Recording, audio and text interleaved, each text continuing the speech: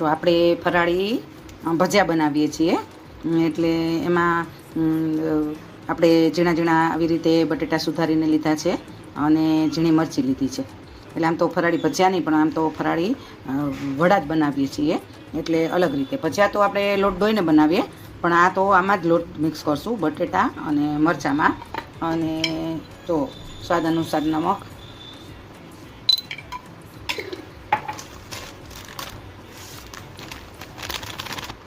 જો આવી રીતે રાજગરાનો લોટ, ઝીણા ઝીણા બટેટા, ઝીણા મરચાં, એટલું જ નાખવાનું છે. અને આને હવે આપણે કઠણ લોટ બાંધવાનો છે.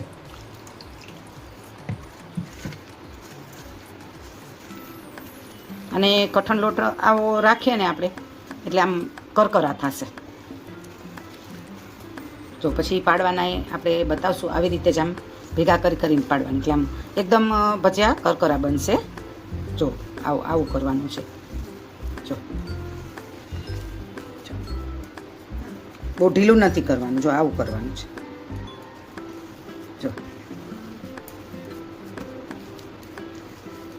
લોટે માપમાં જ નાખવાનો છે. લોટ આપણો રેડી થઈ ગયો છે. આવો આપણે જે તૈયાર કર્યો હતો અહીં આપણું તેલ આવી ગયું છે. અને હવે જો આવી રીતે આમ ભેગું કરી આમ લેતા જવાનું અને આવી રીતે પાડતા જવાનું છે. જો એટલે એકદમ કરકરા બનશે રાજગરાના લોટના આપણા ફરાળી ભજીયા. જો આવી રીતે પાડતા જવાના છે, આમ કઠણ જ. જો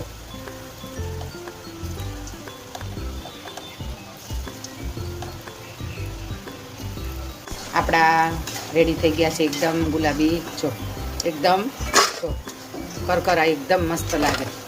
સાથે આ બટેટાની ઝીણી કટકી તળાણી એટલે ચિપ્સ જેવો થાય. જો એકવાર જરૂરથી ટ્રાય કરજો, બહુ જ ટેસ્ટી લાગશે.